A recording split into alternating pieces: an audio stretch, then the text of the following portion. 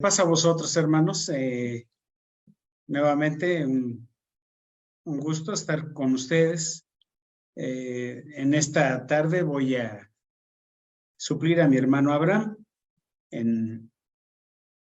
dado que él tiene por ahí un compromiso. Permítanme entonces guiar esta reunión con algunos comentarios y como hemos venido haciéndolo, pues vamos a iniciarlo con el tema central y el tema que hoy es aquello que rige nuestra vida y nos guía, que es el mensaje de salvación. Ese es permanente, ese, mis hermanos, es eterno y es aquello que nos gobierna. Pero es un concepto que se ha venido construyendo a través de la historia, mis hermanos. Y cuando revisamos la historia, pues hay que leer y tenemos que interpretar. Entonces, hace 8 días se abrió el esquema para hablar de Gedeón, el capítulo 6, 7 y 8 de Jueces, si mal no recuerdo. Y en esa lectura de esos capítulos hay, obviamente, historia, hay arqueología, hay geografía, hay, mis hermanos, enseñanza espiritual. Vemos cómo nuestro Dios participa en la historia de su pueblo y deja enseñanza. Enseñanza en su tiempo, enseñanza en su momento. Ahí nuestro Dios dejó plasmado lo que aquel pueblo tenía que aprender. Hoy lo interpretamos, mis hermanos, y lo traemos a nuestro tiempo. Aquella enseñanza del pasado la traemos a nuestro tiempo para nuestro beneficio. Entonces, de momento, en algunos capítulos nos detenemos mucho, a veces es poco, sin duda alguna, pero en ello llevamos esa intención.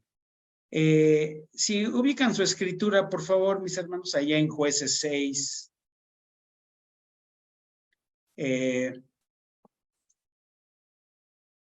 Para tenerlo ahí presente, déjenme recordar algunos conceptos ya vistos. Tengo por ahí algunas láminas de otro momento, pero creo que son útiles. Me voy a permitir compartirlo. May, si me dieras por ahí oportunidad.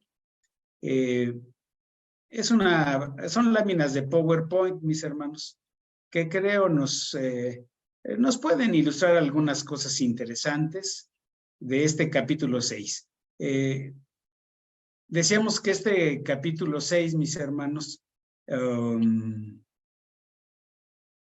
anida realmente mucha enseñanza y al mismo tiempo, pues, tenemos la oportunidad de rescatar, pues, lo que está ahí, mis hermanos. No me quisieran confirmar que se ve la presentación. Gracias. Bueno, me ubico en la lámina 1. Aquí hice un pequeño arreglito en las láminas, todo esto que por ahí se tenían.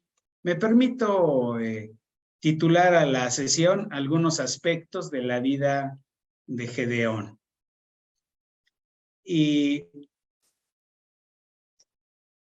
obviamente al hablar de Gedeón tenemos que estar hablando de los jueces, ¿verdad? De todos los jueces, porque es parte de la historia de aquel pueblo cuando salió de Egipto y trató de establecerse allá en aquella región. Dice así Deuteronomio 26, del 5 al 10, aquí en la lámina lo pueden ustedes ver. Claro, es un pequeño extracto y en otra versión, mis hermanos.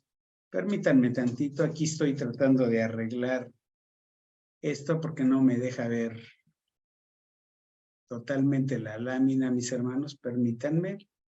Dice así, Él nos trajo a este lugar y nos dio esta tierra que mana leche y miel. Por eso ofrezco ahora las primicias de los frutos del suelo que tú, Señor, me diste. Este extracto, mis hermanos, deja ver el sentir de un pueblo en un momento histórico, en una situación especial, en donde mis hermanos, aquel pueblo al entrar a poseer la tierra, llevaba en su conocimiento y en sus obligaciones, por el pacto que había contraído en el Sinaí con nuestro Dios, el de cumplir pues muchas cláusulas de aquel convenio que hizo con nuestro Dios. Las palabras aquí expuestas nos hablan, por ejemplo, de las primicias de los frutos.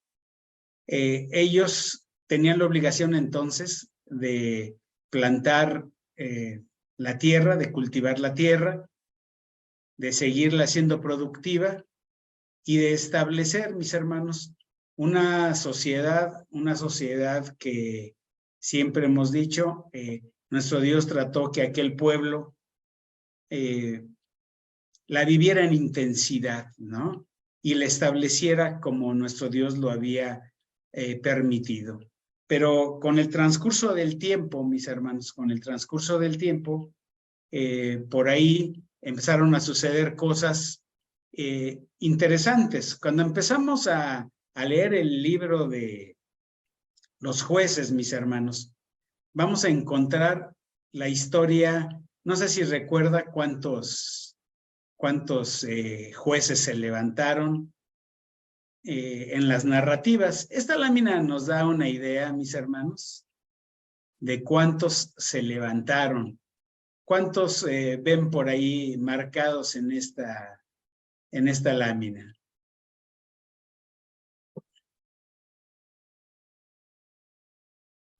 Se ven 12. Se ven 12. ¿Y estarían ustedes de acuerdo? Fíjense que obviamente al leer la palabra tenemos que estudiarla, analizarla. Claro, este esquema yo lo tomé de internet, muchas de las láminas, y obviamente los que estudian la palabra pues dejan por ahí también su aportación. Entonces, si tomamos como base esta lámina, estamos hablando que en el libro de los jueces, pues aparecen 12 de ellos. Y en particular, mis hermanos, en particular, vamos a encontrar, por ejemplo, en otros análisis que se hacen, por ejemplo, el que tenemos en pantalla, podemos ver que aquí aparecen 13 jueces. Y alguien diría, bueno, ¿qué pasó? ¿Qué pasó ahí?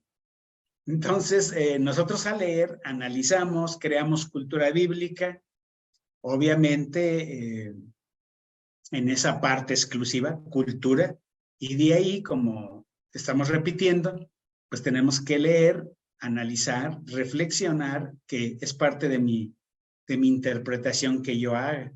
En particular, el capítulo 6 nos habla, de acuerdo a lo que está aquí en este esquemita, vamos a llegar a platicar de Gedeón, que ya empezamos, ¿verdad? Pero anteriormente, pues estuvimos hablando de Débora, de Samgar, de Ahod y de Otoniel.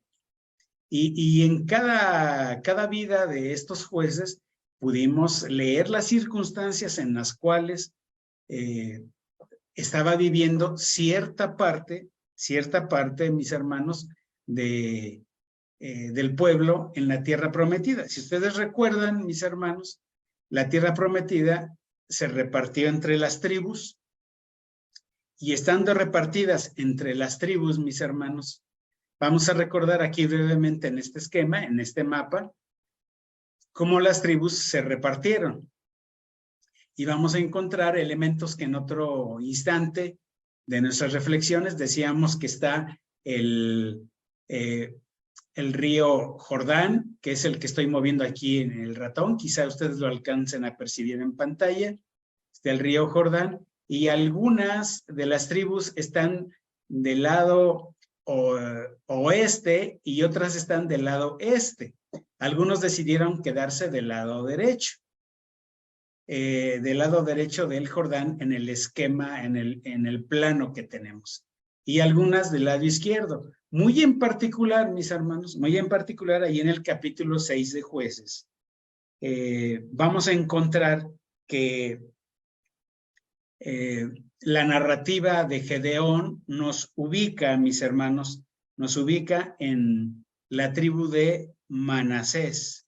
Vamos a encontrar eso, mis hermanos, en este capítulo 6, mis hermanos.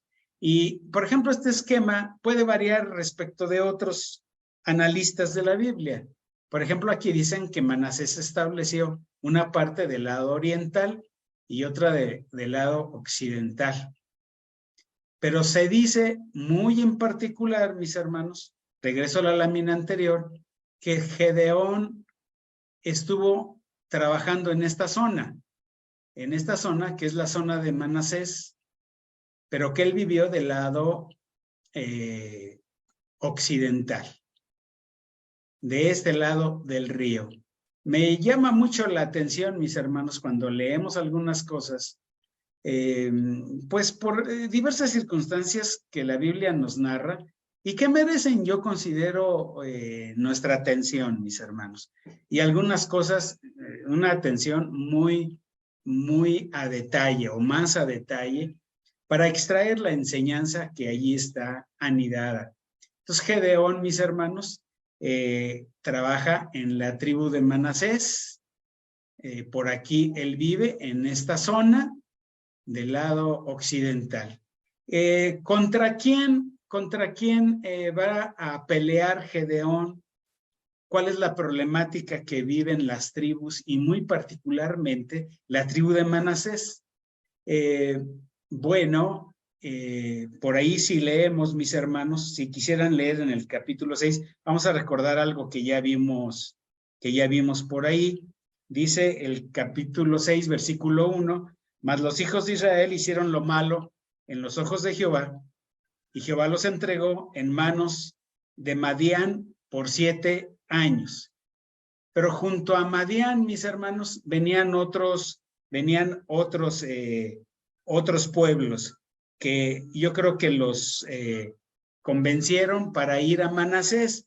Me llama la atención, mis hermanos, porque esta es una época muy especial en la vida, en la conformación de Israel como nación. Aquí Israel todavía no es una nación, no están unidos, mis hermanos. Están por un lado algunos y están por otro lado otros. Se sigue marcando mucho la división por tribus, mis hermanos. Entonces, esa división los hace vivir aislados, viven como tribus especialmente, mis hermanos. Y fíjense que aquí en el mapa que yo les presento, si yo tratara de ubicar a Madián, aquí no podría hacerlo, mis hermanos. No aparece. Aparece en el nombre de algunas naciones que fueron enemigos de ellos muchos años. Por ejemplo, aparece acá del lado occidental los filisteos. Acá abajo aparece Edom, los edomitas, los moabitas, los amonitas, entre otros por ahí que se mencionan en este mapa. Y estos enemigos, mis hermanos, siempre le hicieron la vida difícil a las tribus de Israel.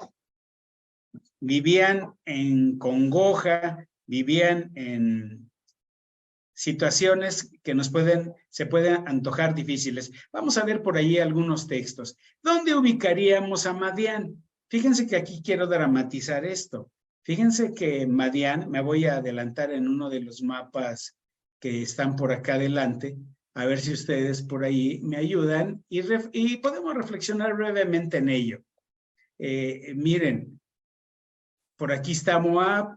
Aquí donde está el ratón, en la parte superior, donde lo estoy moviendo, está la tierra de Canaán. Y Madián está hasta acá abajo, mis hermanos. Está hasta abajo, hacia el sur, muy cerca del desierto del Sinaí. Muy más cerca, yo diría, de Egipto. De Egipto, mis hermanos, si ustedes recuerdan, de Egipto sale Moisés, nos dicen las narrativas bíblicas, y se fue a Madián y aquí conoció a Yetro y a su esposa. Por aquí estuvo. Madián, mis hermanos, Madián, como ya hace 8 días nuestro pastor nos dijo, pues también muchos de estos pueblos son descendientes de Abraham. Son también, de alguna manera, parientes de los hebreos, de las tribus de Israel. Pero bueno, ya hay un diferencial muy grande. Si las tribus, mis hermanos, las tribus repartidas en la tierra, entre sí, a veces se ayudaban, cada quien hacía su esfuerzo, no había un gobierno central, entonces, de momento, la vida de ellos era muy azarosa en ese sentido. Entonces, recordando esto que de alguna manera ya se mencionó en otro momento, créanme que ya desde ahí tenemos una enseñanza muy grande. A ver si un poquito más adelante, acuérdense, ustedes me pueden interrumpir cuando quieran. Ustedes pueden participar y enriquecer la plática en el momento que lo deseen. Ya desde la narrativa histórica, los acontecimientos históricos, o bien si ustedes ya quieren ver una aplicación hacia nuestro tiempo. Aquí, por ejemplo, cuando tenemos una nación que está unida, mis hermanos, tiene ciertas características. Israel todavía no es nación. Entonces, déjenme avanzar en esto. Hay análisis de algunos estudiosos de la palabra que listan algunas características de aquella sociedad. Aunque viene en lenguaje un poco más moderno, a fin de cuentas puede acomodarse. Fíjense, ellos dicen que el periodo de los jueces, de acuerdo a lo que está en esta lámina, sucedió entre los años 1200 y 1300. Se habla a veces de unos 200 años de historia, pero hay quien dice que es más tiempo. Esto es normal, mis hermanos, no hay un registro cronológico exacto. Nadie pudiera aseverar es tanto tiempo, tal analista tiene razón. No, esto no es así. En ese periodo de tiempo, cualquiera que nosotros le diéramos, fueron años de lucha, de conquista, de reconquista de la tierra, mis hermanos. A pesar de que ya con Josué habían conquistado la tierra, obviamente, mis hermanos, pasó lo siguiente. Permítanme regresar aquí a Jueces rápidamente, mis hermanos. Dice el capítulo 3 de Jueces, en los primeros versículos, déjenme recordar esto, me parece valioso. Dice así: estas pues son las gentes que dejó Jehová para probar con ellas a Israel. Es decir, cuando pasaron a conquistar la tierra, mis hermanos, no conquistaron a todos. Conquistaron partes de ellos. Otros ahí se quedaron. Y dice la palabra en este versículo 1 del capítulo 3 que dejó a ciertas gentes, dice la parte final del verso 1, para que todos aquellos que no habían conocido las guerras de Canaán se enteraran de esto y al mismo tiempo, mis hermanos, al mismo tiempo empezaran a conocer a su Dios. Conocer a nuestro Dios no es cosa de leer la Biblia, mis hermanos. Si yo leo la Biblia, yo empezaré a conocer a nuestro Dios. Pero ¿cómo se conoce a nuestro Dios? Fíjense, ya estoy interpretando. ¿Cómo se conoce a nuestro Dios? Conocer a nuestro Dios es una experiencia de vida, mis hermanos. Ver que lo que está escrito en la palabra se puede volver una realidad en mi existencia. Yo puedo conocer a Dios de acuerdo a la descripción bíblica y esa descripción se va a quedar pobre, mis hermanos. Disculpen mi expresión. Se va a quedar pobre porque lo grandioso de Dios es aquello que yo pueda experimentar. Entonces, cuando ya se escribe el libro de los jueces, aquellos que salieron de Egipto fueron los que vieron las maravillas. Conocieron a nuestro Dios, lo empezaron a conocer. Pero sus hijos de ellos, las generaciones siguientes, dice la palabra que se levantó una nueva generación que no conocía a Jehová y era necesario que lo conocieran. Entonces dejó a pueblos ahí, mis hermanos, dice el versículo 2, dice, para que al menos el linaje de los hijos de Israel conociese para enseñarlos en la guerra. Cuando no iban de vacaciones, todo julio, agosto, septiembre, todos esos meses ni estaba. Mi hermano Martín, ¿quisiera cerrar su micrófono? Ya ni le queda. Gracias.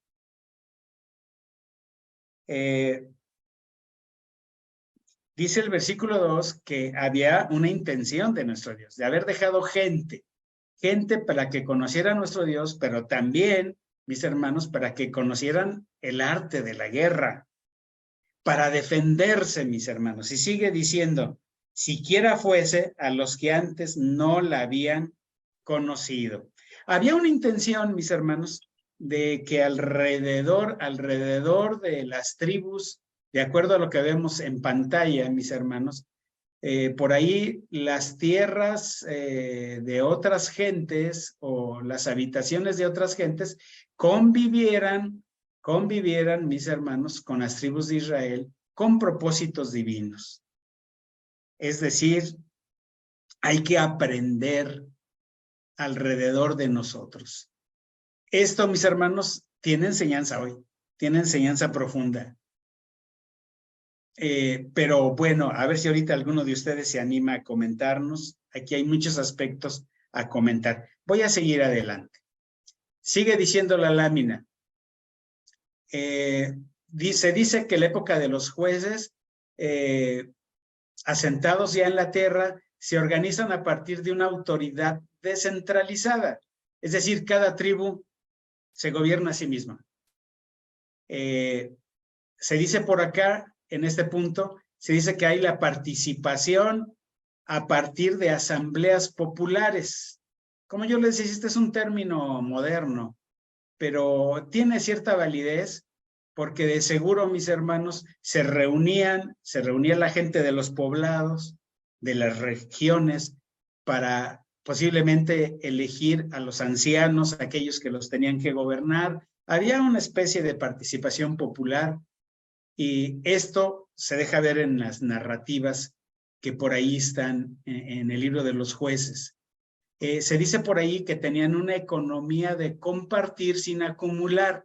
Es decir, mis hermanos, ellos no almacenaban, no creaban grandes almacenes de comida, de alimento, de grano, posiblemente de animales, para comerciar, sino se ve que era para compartir, para autoconsumo. Se estaba creando la base de una sociedad como la que nuestro Dios quería.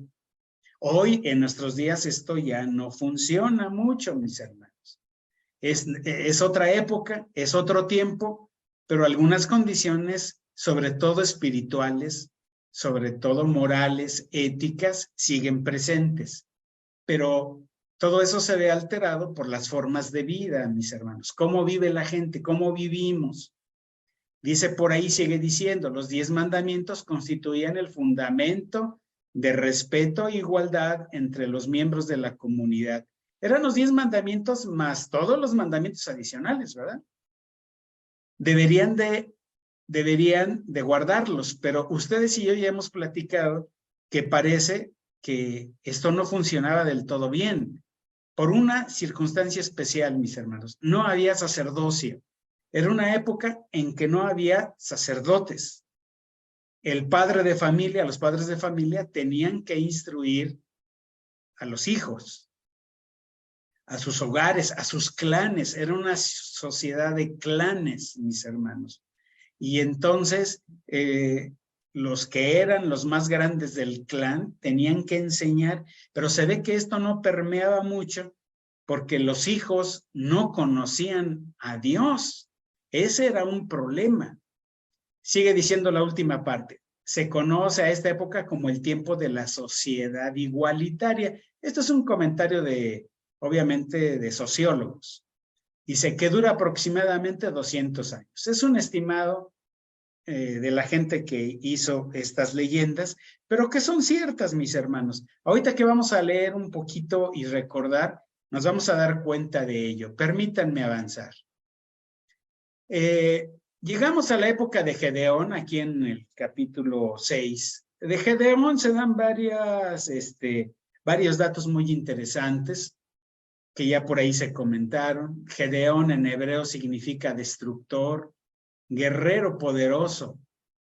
Y él, obviamente, mis hermanos, creemos que en un inicio tuvo ciertas características de persona, de personalidad, que obviamente no respondían al significado de su nombre. Él no era ningún guerrero poderoso, llegó a serlo, no era tampoco un destructor de naciones, pero llegó a serlo. Pero antes de eso, obviamente Gedeón, allí en la tribu de Manasés, hacía ciertas labores que quisiera rescatar, mis hermanos, y que están en la narrativa. Nada más lo hago de otra forma. ¿Cuáles eran las condiciones de vida en Manasés? Me estoy basando en la lámina anterior, la azul, para marcar estos puntos, mis hermanos, que me parece también importantes. Fíjense que cuando nosotros analizamos nuestra vida en esta época, si yo las enseñanzas de la antigüedad las quiero traer a esta época, hoy me veo obligado también a describir cómo vivimos hoy, mis hermanos. Tenemos, mis hermanos, que ser un pueblo avisado. Tenemos que ser un pueblo que conoce, que sabe. Tenemos que ver el mundo que nos rodea, en el que vivimos, en el que nos movemos, sus características. Si logramos hacerlo, mis hermanos, podremos enfrentar peligros, retos. Podemos enfrentar, mis hermanos, enfermedades. Podemos, de alguna manera, mis hermanos, tener una vida más plena en nuestro Dios, porque esa es la voluntad de nuestro Dios. Que vivamos en Él, en nuestro Dios, que vivamos en Él plenamente. Yo, por ejemplo, llego a preguntar en esta época, ¿cómo es nuestra economía en nuestro tiempo? ¿Cómo se llama el sistema económico en el que vivimos? Y algunos de nosotros, mis hermanos, créanme que no lo sabemos. Y hay veces que divagamos un poco o un mucho en eso. No sabemos identificar nuestras generaciones, las generaciones de las personas que viven en nuestra sociedad, qué características tienen. Por eso de momento nos cuesta trabajo hallar en nuestras congregaciones, mis hermanos. Vamos a encontrar que hay muy pocos jóvenes. Una de las preguntas sería, ¿por qué hay tan poquitos jóvenes en nuestra iglesia? Y preguntemos en Belisario Domínguez, mis hermanos. Yo tengo una respuesta, pero es mi respuesta. Los jóvenes, obviamente, mis hermanos, entre otras cosas, no quieren convivir con viejos. No quieren, obviamente, tener una relación muy estrecha con gente de otra formación, de otra forma de concebir la vida. Y aunque nos une el Evangelio de nuestro Señor Jesucristo, las perspectivas son diferentes. Ahí estoy trayendo interpretación de lo que está pasando allá en época de Gedeón. Parte de allá. Déjenme leer lo que dice esta lámina. Aquella sociedad de aquella época era una sociedad agrícola, de autoconsumo, intercambiaban cosas, si acaso vendían y compraban, había quizá venta y compra de sus productos. Era una sociedad agrícola, mis hermanos, eminentemente. Dice, quizá un gobierno civil central de cada tribu, en donde se aplicaba la ley, pero no había sacerdocio. Ahí lo quisiera volver a marcar. Tecnológicamente son pueblos de la edad de piedra, mis hermanos. Las tribus de Israel viven la edad de piedra, sus vecinos no, mis hermanos. Los vecinos viven diferente. Por eso nuestro Dios quiere que se cree en Israel una nación en donde nuestro Dios fuera su rey. Pero bueno, es algo que no se dio de inmediato. Aquí les pongo, no hay ejército. son grupos no violentos y conquistadores. No son violentos y conquistadores. No hay sacerdocio establecido para la enseñanza. Parece que hay un gobierno local, como se mencionó acá arriba, pero no hay líderes para lograr la unión. Y ahí es donde nuestro Dios participa muy fuerte. Nuestro Dios, mis hermanos, no suelta a aquellas tribus a pesar de que han traicionado, han violentado el pacto de nuestro Dios los sigue acompañando. Por eso dice ahí Jueces al inicio de sus narrativas que surgió una generación nueva que no conocía a Jehová. Fíjense que espiritualmente, mis hermanos, Oseas hace un retrato de aquella sociedad de manera espiritual. Si ustedes van a Oseas 5, rápidamente, mis hermanos, por favor. Allá en Oseas 5, si no tiene por ahí su Biblia, no se apure, yo lo leo. Aunque acuérdense que por ahí los miércoles se hicieron de lectura, reflexión y análisis. Allí en Oseas 5, del versículo 10 al 15, no lo voy a leer todo, leo nada más 2 versos, se hace una descripción de una sociedad muchos años después, mis hermanos. Estaríamos hablando como de unos 500 años después de los jueces. Como 500 años después, la sociedad no ha cambiado mucho en aspectos morales, éticos y espirituales. Dice el versículo 11, Efraín, hablando de la tribu de Efraín, Efraín es vejado, es maltratado, quebrantado en juicio, porque quiso andar en pos de mandamientos. Estos mandamientos son mandamientos de hombres, mis hermanos. Ahí a eso se refiere. Efraín empezó a sufrir por eso. Y dice el versículo 12, yo pues seré como polilla, esto dice nuestro Dios. Yo seré pues como polilla a Efraín y como carcoma a la casa de Judá. Y dice el versículo 15, mis hermanos, andaré y tornaré a mi lugar, dice nuestro Dios, hasta que conozcan su pecado y busquen mi rostro. En su angustia madrugarán a mí. Esto que está diciendo Oseas, mis hermanos, es algo que le pasa a las sociedades. Nos pasa a nosotros, mis hermanos. Nos pasa a nosotros. Vivimos en una sociedad con ciertas características y esas características, mis hermanos, se contraponen contra el mundo de nuestro Dios de manera natural. Eso lo sabemos. Lo terrible, mis hermanos, es que elijamos de alguna manera como le pasó en la época de Oseas a Efraín y a Judá, es decir, a Israel y a Judá, lo mismo que le pasó a la tribu, por ejemplo, de Manasés en la época de Gedeón, en donde clamaban a Dios cuando estaban en opresión, cuando estaban en sufrimiento, solo así clamaban a Dios. Ojalá no sea nuestro papel, mis hermanos. Ojalá no sea ese, que podamos recurrir y estar cerca de nuestro Dios en cualquier momento de nuestra vida.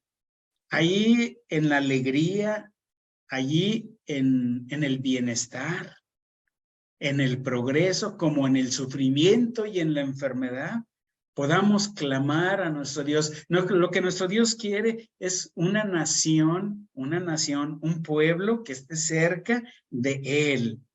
Ese deseo de nuestro Dios, mis hermanos, es algo que nosotros no podemos olvidar y tenemos que traspasar de generación en generación. Nada más que, mis hermanos, la sociedad en la que vivimos nos jala, nos llama, nos amarra y nos aleja. En aquella época así había pasado, mis hermanos. Si ustedes recuerdan, si van nuevamente, si son tan amables de ir ahí a Jueces, allí en Jueces,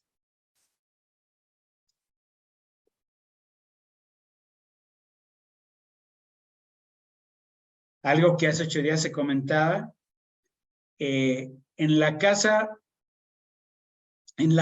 de Gedeón, mis hermanos, en la casa de Gedeón, ¿qué es lo que había? Versículo 25. Y aconteció que en la misma noche le dijo Jehová, toma un toro del hato de tu padre y otro toro de 7 años y derriba el altar de Baal que tu padre tiene y corta también el bosque que está junto a él. Se vuelve increíble, mis hermanos, cómo las tribus de Israel, el pueblo de Israel, manifestando su vida en cada tribu, con su problemática local, y como ya se ha enseñado en clases pasadas, llegamos pues a la conclusión que es increíble que desechen a nuestro Dios y prefieran a los Baales. Los Baales promovían, mis hermanos, por ejemplo, las sociedades agrícolas, porque eran dioses de la agricultura, eran dioses a los cuales, mis hermanos, se les tenía que rogar para que hubiera buena cosecha, como ya se nos ha explicado, que haya lluvia, etcétera, y preferían pedirle a Baal que pedirle a nuestro Dios. Entonces, esa condición de vida, hoy la vivimos, pero en una sociedad, mis hermanos, nuestra sociedad no es una sociedad agrícola, es una sociedad industrial. Hoy vivimos en una sociedad industrial y déjenme así decirlo, los dioses de la sociedad industrial nos jalan también. Nos jalan y nos atan. Entonces leemos a Gedeón, el mundo de aquella época, y hoy nosotros tenemos que leer e interpretar. Fíjense, acá abajo en la lámina, mis hermanos, para ir terminando. Los vecinos son más avanzados tecnológicamente. Madián es más avanzado tecnológicamente. Ellos viven en la edad de los metales. Israel vive en la edad de la piedra, mis hermanos. Están súper atrasados. Por eso les llaman la atención a los jóvenes israelitas, les llama la atención una sociedad más avanzada culturalmente. Israel estaba en pañales en ese sentido, mis hermanos. Sigue diciendo, tenían gobiernos federados, con reyes a la cabeza y ejércitos formados. Israel no tenía eso, mis hermanos. Eran gobiernos tribales, gobiernos locales, y no había ejércitos. Y en aquella época el ejército era muy valioso, mis hermanos.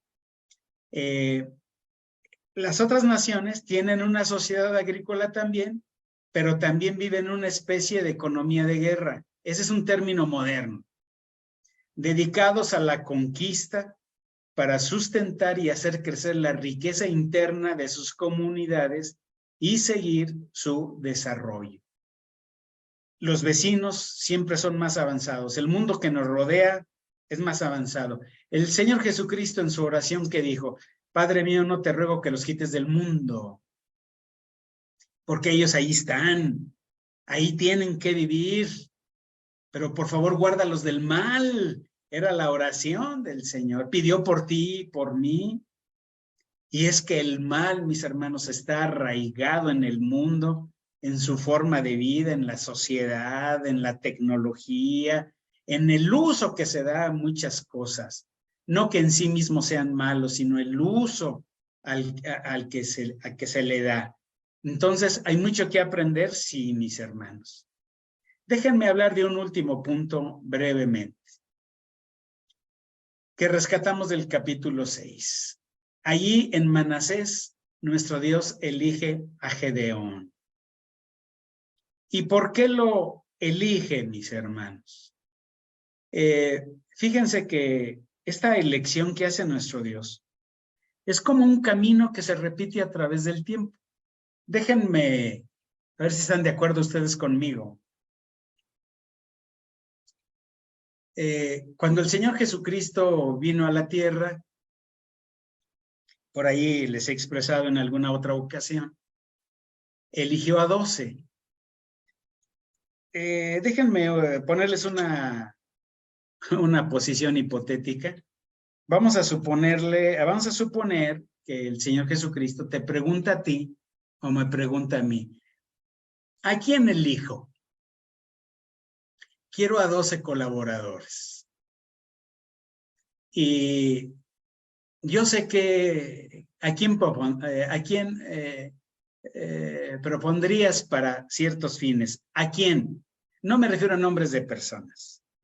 Me refiero a sus cualidades, a sus características como persona.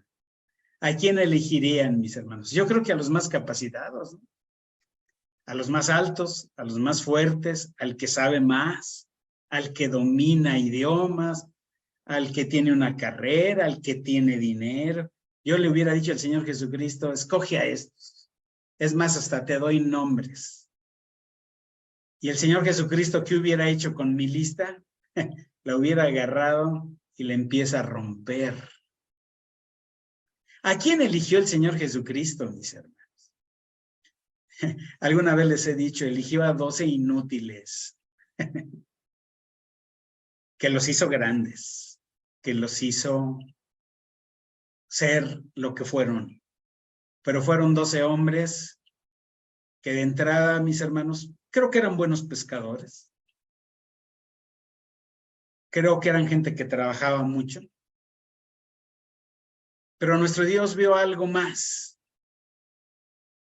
Porque aquellos 12 hombres, dice el Señor Jesucristo, ahí en su oración, dice, he cuidado a los que me diste. Es decir, nuestro Dios le dio al Señor Jesucristo a esos 12. Dice, te doy estos 12. ¿Qué es lo que nuestro Dios vio ahí que a lo mejor yo no veo o tú no ves? Y déjame ya ponerme más dramático. ¿Por qué te eligió a ti y por qué me eligió a mí? Yo cuando analizo también mi vida y lo que soy, mis hermanos, a lo mejor puedo llegar a pensar y decirle a Dios, ¿por qué me elegiste? Hay de momentos en que reflexionamos, quizá tú no lo haces. Yo creo que sí. Tenemos que preguntarnos por qué nuestro Dios nos ha elegido. Y si alguien contesta por mi sabiduría, por lo que sé, por lo que tengo, quizá estemos cometiendo algún error. Gedeón, mis hermanos, ¿cómo era? En Jueces 6, del 11 al 24, que ya leímos la vez pasada, todo el capítulo 6, esgrimíamos por ahí algunas cosas. Me permito rescatar algunas frases que me parecen interesantes. El versículo 12, vean lo que dice. Jueces 6, 2. Y el ángel de Jehová se le apareció y díjole, Jehová es contigo, varón esforzado. Obviamente aquí ya está viendo algo nuestro Dios, que quizá nosotros en Gedeón no viéramos a un líder, a uno que tenía que rescatar a su pueblo de la condición en que vivía, porque los madianitas y otros venían, mis hermanos, venían a saquear la tierra, a quitarle su trabajo, y se necesitaba gente muy valiente para hacer esto. Pero nuestro Dios no le dice varón valiente, sino le dice varón esforzado. ¿Cuáles son algunas características que podemos ver en la narrativa? A ver si usted me ayuda a sacar otras. Aquí puse algunas. Dice, ¿qué se logra detectar en la personalidad de Gedeón? Yo detecto por la narrativa miedo, pero también es trabajador, es previsor. Trabajador, mis hermanos, porque la Escritura nos dice por ahí que cuando fue encontrado, obviamente él estaba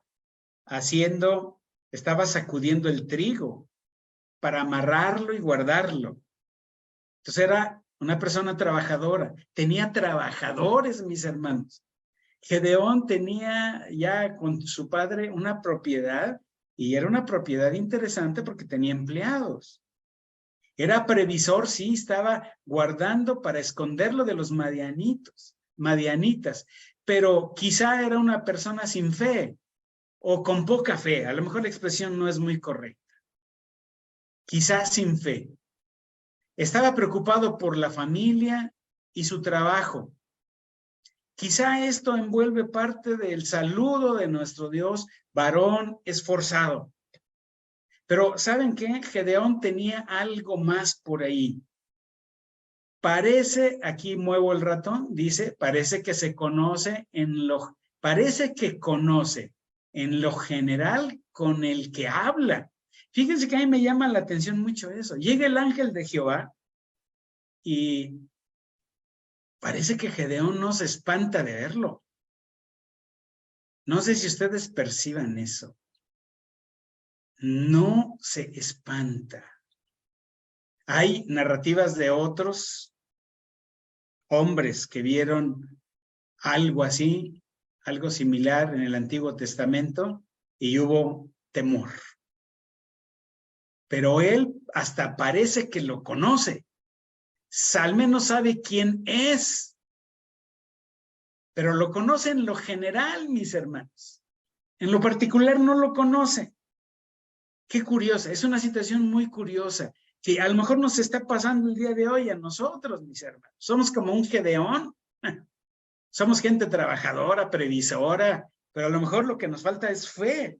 Y conozco de Dios, pero en lo general, en lo particular a lo mejor no soy tan claro, mis hermanos.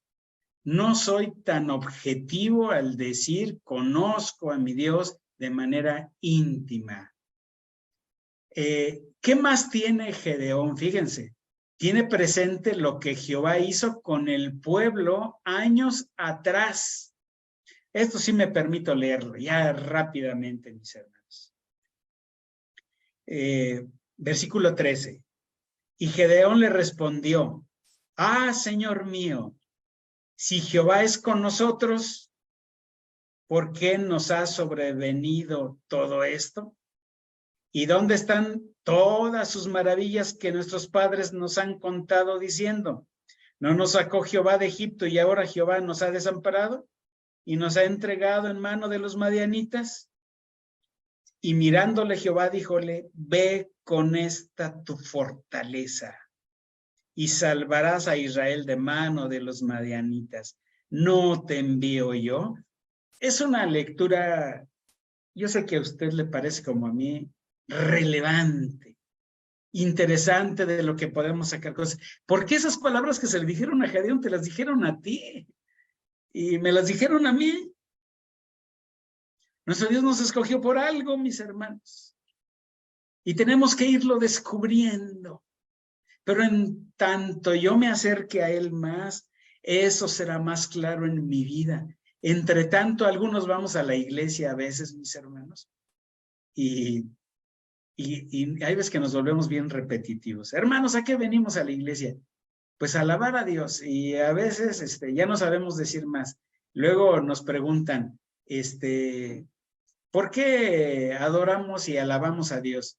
Y empezamos a dar respuestas, hay veces que incongruentes, ciertas pero incongruentes. Es que Dios me da la comida, es que Dios me da el aire, es que Dios me da la vida y la vivienda y ese tipo de respuestas, mis hermanos. Ya cuando me las ganó un hermano y me preguntan a mí, Abraham Gordillo, ¿qué ha hecho Dios en tu vida? Yo ya estoy pensando qué contestar y digo, ya me ganaron las que me sabía. Ni siquiera sé qué voy a decir, hermano. Algunos así somos, mis hermanos. Obviamente nuestro Dios nos escogió por algo. Conozco lo que Dios ha hecho con su pueblo Israel, con su iglesia. Sé que el Señor murió por nosotros, pero lo sé porque lo leí, alguien me lo explicó, pero no lo he vivido. Y por eso nuestro Dios le dice a Gedeón, ve, tienes que ir, esa es la orden. Tienes que ir y con eso vas a salvar. Ve con esa tu fortaleza. ¿Cuál era su fortaleza? Quizá lo que les mencioné aquí arriba, mis hermanos. Era trabajador, previsor. Preocupado por la familia y su trabajo. Conoce un poco de escritura. Y ¿saben qué? Algo que me llama la atención, lo puse aquí abajo. A pesar del miedo y las barreras personales que tuviera Gedeón, tiene una característica muy especial. Escucha, sabe escuchar. Tenemos que escuchar a los que nos hablan de Dios, aquellos que nos dan su testimonio, aquellos que nos cuentan de cómo Dios transformó su vida. Esta es una enseñanza increíble para muchos de nosotros, mis hermanos. Dice 2 Corintios 12:9, lectura con la que termino. 2 Corintios 12:9.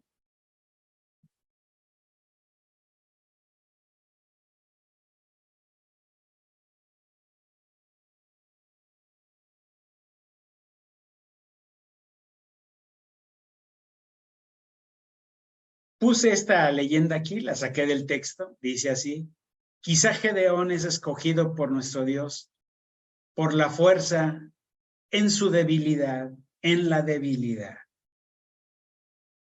Dice el apóstol Pablo que somos escogidos, nuestro Dios escogió a lo más débil del mundo. Y dice este texto, me permito leerlo, y me ha dicho, decía el apóstol, bástate mi gracia, porque mi potencia en la flaqueza se perfecciona.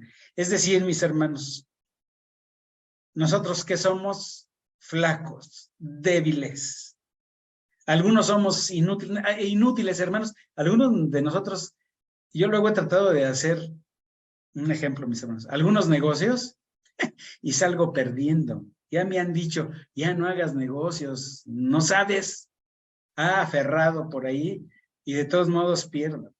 Por ponerles un ejemplo en los negocios. Pero en muchas cosas no sabemos hacer cosas. Pero somos llamados al evangelio, al reino de nuestro Dios, para hacer cosas. Y nuestro Dios nos dice, hazlas, yo te acompaño. No te estoy mandando yo, se le dijo a Gedeón, sigue diciendo el apóstol. Por tanto, de buena gana, me gloriaré más bien en mis flaquezas, porque habita en mí la potencia de Cristo, por lo cual me gozo en las flaquezas, en afrentas, en necesidades, en persecuciones, en angustias por Cristo, porque cuando soy flaco, entonces soy poderoso. Y esto fue algo que le pasó a Gedeón, mis hermanos, y nos puede pasar a nosotros.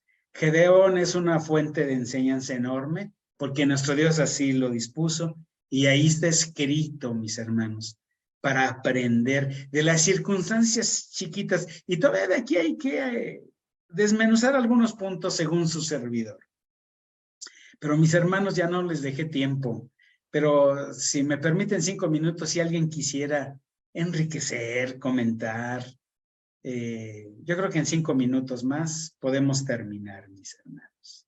¿Alguna opinión de esta lectura, de lo que usted reflexiona, de lo que usted le llama la atención, de lo que usted quisiera rescatar y compartir, de aquello que dice, esto me parece muy bien, esto me impacta a mí, de la lectura, mis hermanos, no de lo que yo explique, lo que yo explique es mi perspectiva, pero sí de lo que está ahí narrado.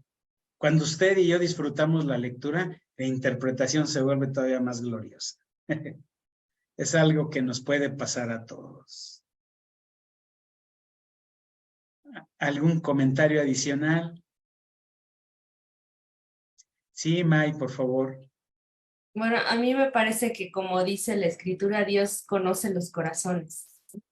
Y creo que vio el corazón de Gedeón y lo dice, cuando leemos las preguntas que él hace, las dice realmente sinceramente, ¿no? Lo dice con todo su corazón. ¿Y por qué nos ha pasado esto? ¿Por qué sucede? ¿Y por qué nos sucede lo otro? Pero lo siento como con un corazón ardiente. Y creo que eso es lo que Dios dice, esa fuerza que tienes dentro para hacer esas preguntas o para hacerme esas preguntas, esa es la que necesito, ¿no?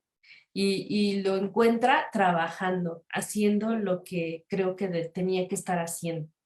Y también dice la palabra de Dios que ojalá que Dios nos encuentre haciendo su voluntad cuando Él venga, ¿no? Entonces, cuando venga el Señor, ¿no? Eso me llena así como de emoción, ¿no? No dejemos de hacer lo que estamos haciendo porque haciéndolo puede ser que nos encontremos con un maravilloso encuentro como el que tuvo Gedeón. Gracias, mi hermano. No, a ti, May, gracias. Cerraste magnífico, mejor que yo. Eso está magnífico. Es una enseñanza. ¿Alguna opinión más, mis hermanos? Si no, la última opinión se la dejo a mi hermano Daniel. Josué, Josa, por favor. Gracias. Fíjate que ahorita que comentas acerca de la debilidad, y hay algo que no se terminó de explicar concretamente la semana pasada, que hay una interpretación bíblica muy interesante allá en el versículo 11, que nos dice de dónde venía Gedeón, de dónde era, ¿no? Allá en Ofra, de la casa de su padre de Joás, ¿no? Hay una interpretación muy, muy bonita, muy particular, porque claro, los historiadores no saben muy bien en dónde colocar Ofra. Hay quien dice que está al oriente del Jordán, como tú lo habías expuesto, que está al oriente, hablando de la tribu de Manasés, está al oriente del Jordán, y otros dicen no, que está del lado del occidente del Jordán, cerca de Siquem. Entonces, los historiadores nos dicen que, a pesar de que no hay una delimitación muy clara de dónde poner a Ofra, sí nos dice que este lugar, digamos, parte de la tribu, digamos, ¿qué sería? Esta ciudad, esta división tribal, no es la palabra adecuada, pero digamos que este lugar, dada el texto bíblico que Gedeón mismo dice, ¿no? Que yo soy el más pequeño de la casa de mi padre, nos dice que Gedeón está hablando de su propia ciudad, es decir, la debilidad que tenía Gedeón era que una persona muy trabajadora, pero también una persona muy humilde. ¿Por qué? Porque Ofra nos dice que era la ciudad más pobre, o era el lugar más pobre dentro de toda la tribu de Manasés. Por eso Gedeón mismo se expresa como se expresa, valga la expresión, en el texto bíblico, ¿no? En el versículo 15, Señor mío, ¿con qué salvaré yo a Israel? He aquí que mi familia es pobre en Manasés. Es decir, ya está hablando de toda la tribu, y yo el menor en la casa de mi padre, ahí muy en particular de la casa de Joás, pero cómo mete el contexto de toda la tribu, ¿no? Yo soy muy pobre en toda Manasés, y aquí está hablando pues de donde él era, ¿no? De Ofra. Entonces, también aquí lo quise relacionar, a pesar de que, vuelvo a repetir, de que no se tiene constancia exacta de dónde estaba Ofra, pero que nos habla de las cualidades que tiene Gedeón y de lo que tú comentabas, ¿no, Pa?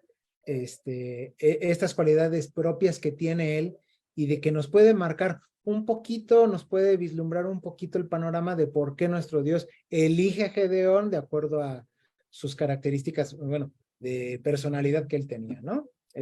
Nada más. Gracias. Oh, gracias. Y sí, rescatamos ahí la humildad, era humilde. Y él mismo hace alusión a esto, y creo que eso le agrada a nuestro Dios. Gracias, José. Si no hay otra opinión, le dejaría el lugar a mi hermano Daniel. Si él tiene avisos, una opinión que cierre esto, sería magnífico. Una más, por favor, y si nos despide en oración, mi hermano Dani, por favor. Sí, gracias, hermano. Cuando yo miro, hermanos, el llamado de Gedeón, siempre los llamados que hace nuestro Dios a cada una de las personas son muy especiales y de pronto muy similares. Si lo comparamos hacia atrás con Moisés, Moisés dice de la misma manera, o sea, ¿cómo yo voy a sacar al pueblo de Israel? ¿Cómo me llamas a mí, con toda mi debilidad y con toda esta situación? Y si ustedes miran, también de igual forma, no tienen desconocimiento de Dios, al contrario, tienen una buena relación con Él. O sea, tanto que se pueden atrever a decirle a Dios, o cuestionar a Dios. Yo veo en Gedeón las mismas características y la misma situación cuando él cuestiona a Dios, ¿no? O sea, porque eso es lo que él hace. O sea, si tú en verdad, me mires a mí o me llamas para liberar al pueblo, ¿por qué? O sea, ¿por qué nos dejaste, no? O sea, si tú eres tan poderoso, si tú puedes darme a mí la capacidad para sacar al pueblo, pues ¿por qué desde antes no lo libraste, no? O sea, ¿por qué permitiste que el pueblo estuviera en esta condición? Uh-huh. Y aparte de eso, no nada más es eso, ¿no? O sea, tú primero lo metes ahí y luego me pides a mí que yo lo saque, ¿no? O sea, porque eso es lo que cuestionan, ¿no? ¿Cómo puedes hacer que yo lo saque, ¿no? O sea, o que yo lo libere. Uh-huh. Y entonces son los conflictos que casi todas las gentes empiezan a tener. Y aquí cuando lo aplicamos a nuestros llamados también es importante porque a veces, digo, yo lo veo en muchas situaciones o cuando empezamos a trabajar en las iglesias, que los llamamos a algunos de ustedes y les decimos, hermano, necesito que trabajen esta parte. Uh-huh. Se hace un llamado hacia ustedes. Y uno piensa en la misma situación, o sea, no tengo la capacidad, no lo puedo hacer. Uh-huh. Actuamos con ese escepticismo, perdón, de poder decir, voy a tener la capacidad o Dios me va a fortalecer para poderlo hacer. Pero la verdad es que el llamado de nuestro Dios es para todos nosotros. O sea, ver esta situación que no es por nuestra capacidad, ya lo comentaron hace un momento, no es por nuestra capacidad, no es por nuestra fuerza, no es por nuestro conocimiento, por nuestra sabiduría, sino porque Dios espera un trabajo de nosotros tomado de su mano de Él. Básicamente, aunque nos resistamos al llamado de nuestro Dios o aunque vacilemos en esa situación, Dios nos miró desde antes, o sea, siempre lo hemos dicho, o sea, nadie de los que estamos aquí porque seamos capaces. O sea, no somos las mejores personas, no somos buenos, no somos sabios, no somos conocedores, no somos algo importante, pero Dios nos miró con misericordia, conoce nuestro potencial, conoce lo que podemos hacer, pero sobre todo, lo comentamos la vez anterior, es no para que se vea lo que nosotros somos, sino para que a través de nuestras carencias se pueda manifestar la grandeza de nuestro Dios. Y entonces, es lo que siempre debemos de tener en cuenta, que lo que se debe de manifestar en todo momento es la grandeza de nuestro Dios.